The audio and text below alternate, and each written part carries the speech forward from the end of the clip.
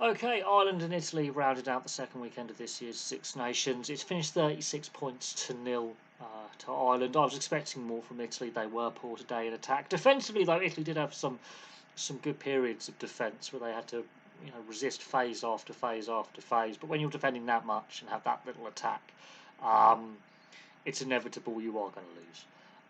You need the ball in the modern game. They just couldn't string phases together for long enough. They had flashes. There was a period in the first half where they actually had more possession than Ireland after the first try, but once that second try went in, Ireland flipped the possession, flipped the territory, turned the screw, strangled the life out of Italy, made Italy do a lot of defending, and ultimately wore them down to end up with a comfortable 36-0 win. I think there's more in this Ireland side. They are missing some key players on the day. They are obviously experimenting with Crowley and Byrne at fly half. You've also got Carberry as a potential fly half, so the post Sexton era with the fly half position. They're experimenting with scrum half. Obviously, Gibson Park came off the bench and had a very good impact in his 10-minute cameo off the bench. But the same system is in place. They haven't changed their style of play. The players slot into the system. The four provinces have just got to turn into a production line of talent. Now, the game itself, even though they've won 36-0, two areas of concern. The goal kicking for Ireland, they could have scored more points, and the penalty count. They did give away a lot of penalties today, even though in a dominant winning performance, penalty count allowed Italy at points to ease the pressure easily. Now, yes, Italy's line out and scrum misfired today, which when you're giving away a penalty, you win the resulting line out or disrupt the following line out, you're back in possession again against more tuned in opposition, or in Italy, let's say how Italy played last week, that could pose some problems. That's areas I think they need to clear up, is that penalty count, and I think Jack Crowley needs to work on his goal kicking a little bit. I think that's a weakness in his game. Saying that, he had a very good game in the loose. He also gets Ireland's first try after just 7 minutes. Great piece of interplay. Not going to lie there. Some great handling skills. The pace of the ball, the offloads, the running lines. They play what's in front of them. They can play set plays. They can play off the cuff. It was a well worked try, a fully deserved try of 7 minutes. He does miss the conversion, and this is a repeating theme. He will miss a few kicks in this game. Dan Sheehan gets Ireland's second try in 23 minutes, and this came after a period where Italy actually had more possession than Ireland for a period. It's when they get that second try that they flip the possession stats on their head and they turn the screw. Because there's a period of about 10, 15 minutes where it turns a little bit stop-start. Italy have more possession and have a few phases, and Ireland, while they've got that early lead, aren't kicking on, and Italy are hanging in there. And that's partly, with a lot of changes and a lot of new faces and less experienced players at test level playing, that can happen when you've got new faces in a side. But Dan Sheehan, he's a very, very mobile front row forward from hooker. He's very good in the loose, very good in the tight. Good off the rolling maul. He's a very, very good line-out operator with his throws. He's basically the prototypical modern day 21st century hooker, and he gets two tries today, one from driving maul, one in loose play. He's a fantastic player. He nearly fluffs that first try though, because he takes an age to try and put it down. Capiozzo nearly holds him up, so he nearly blew a try there, but he had enough power to get over the fullback. But how he's ended up in the wing position, that's an interesting one. But he's very good in the loose. He's very mobile. He's very quick. He's very powerful, and he's a key part of that Ireland forward pack. Now Crowley does convert that one. That is interesting. That's from the left-hand side of the field. His attempted conversion of his own try from the right-hand side of the field, he did miss. Jack Conan gets his try in 37 minutes to see out the half. This is where from that second to third try, Ireland turned the screw. Italy doing a lot of defending at this point. It's just a few little errors from Ireland and some good defence from Italy, keeping them to 3 tries in the first half. Crowley converted that one. Jack Conan is an animal in the back row. and it's posing, should Doris or Cronin be the starting 8? That's going to be an interesting conversation that Andy Farrell has to have with himself and his coaching setup, because Doris is the captain. But it's 19-0 at half time, although Italy haven't fully put to bed yet. Ireland have scored 3 good tries, although there was a period where Italy had more possession, and they're not fully clicking. There's some stop-start play in that first half periods, but as the first half wore on, they turned the screw and they just strangled the life out of Italy, and the Irish green machine gets going.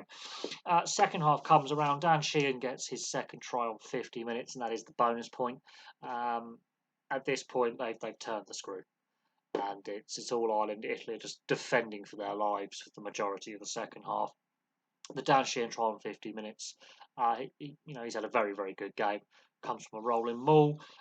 Italy completely fluff up the defence of that rolling maul. It's probably the easiest rolling maul try you'll see Dan Sheehan score. Now, Robbie Henshaw, a few minutes later, had a try disallowed for a double movement, but the interplay building up to that, Ireland have now eased themselves into the game. They're now comfortable. The interplay is there, and they're picking their lines and they're playing what's in front of them. Sometimes offset play, sometimes they're just playing off the cuff. There's some great offloads. Robbie Henshaw, he's been pinged for a double movement, and it's a shame that his try is disallowed, but it's fair. It is a fair, correct decision. Obviously, yesterday we can argue about the TMO decisions, and especially in the Scotland game, there's some controversy there. I don't have any disagreement with that at all. Rightly disallowed. Tommaso Menocello gets sin bin for a trip a couple of minutes later on James Lowe. That was missed in play, but the TMO picks it up. Again, no complaints with that. While the referee might have missed it, the TMO's picked up. That's the TMO's job. If the referee misses anything or the touch judge misses anything, that's the TMO's job. Done a good job there. So Italy not helping themselves. James Lowe ultimately would score his try on 62 minutes. He's a powerful winger, and he's hard to stop, and he carries a few players over the line with him. James Lowe's had a fantastic match in the loose, in defence, and he's kicking from hand as well to clear lines and just reset, clear their lines, set up a line out defence, or get them downfield. He's had a very, very good game. Very powerful winger. And then the changes, and then Ireland start rolling the changes. In fact, both sides start bringing on the subs. And the flow of the game gets disrupted. And some of the combinations get a bit disrupted. Now, Italy are put in phase after phase of defence in this period between James Lowe's try and Calvin Nash's try. And they're showing that they've still got fight in them. If they're not able to attack very well today, they're going to go down swinging and fighting in defence. And that's something where the Italians have been criticised in the past, is their fitness, their discipline. Defensively, in the second half, they had to do a lot of defending. They kept their discipline quite well. They made the breakdown a mess. They won some turnovers. They just didn't have enough in attack because they're doing so much defence. There is that fatigue element, but they was gave everything in defence.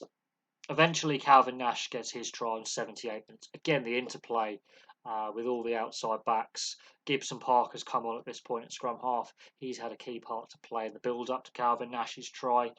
Some great handling skills. Lama's on the field as well. Byrne is in at fly half. Crawley's gone to fullback. But the interplay and the handling skills to get Calvin Nash the ball. It's a well-worked try. He still has a lot to do. He still has defenders to beat. But it shows that Ireland are more than just route one strangulation through the forward pack and the choke tackle and the blitz defence. They've got some very skillful outside backs and some very young skillful outside backs. And Calvin Nash had a quiet game. Didn't have a lot of ball, but he took his opportunity very well right at the end of the game. And then Jamison Gibson Park, his little 10-minute cameo, he had a massive impact because between James Lowe's try and the end, Italy really did tighten up defensively. The flow of the game was a bit disrupted, and then Gibson Park injects some energy. He had a try disallowed right at the end for a knock on. He lost control of the ball in the act of scoring.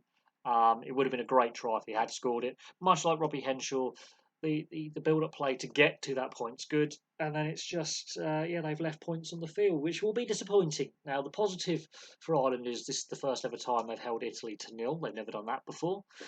Um, and they've now won, I think, 13 consecutive Six Nations games and 17 consecutive games at home. So they've set some Irish records in this victory. Italy were disappointed today in attack, and partly down to squad rotation with the new coach and wanting to have a look at all the available players that he is able to play. There are a few players out injured, but they weren't great in attack. But there were periods where they were stout in defence. But when you're defending that much and you have that little attacking ball and your set plays aren't working, you make it hard for yourself to basically play counter-attacking rugby off back foot ball.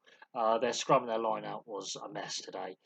They were beaten in that area quite convincingly. Ireland dominated the forward battle, and therefore that gave them a good platform to win the game. So there we go. Ireland, with their record-breaking win, 17 in a row at home and 13 in a row in the Six Nations. Italy back to the drawing board.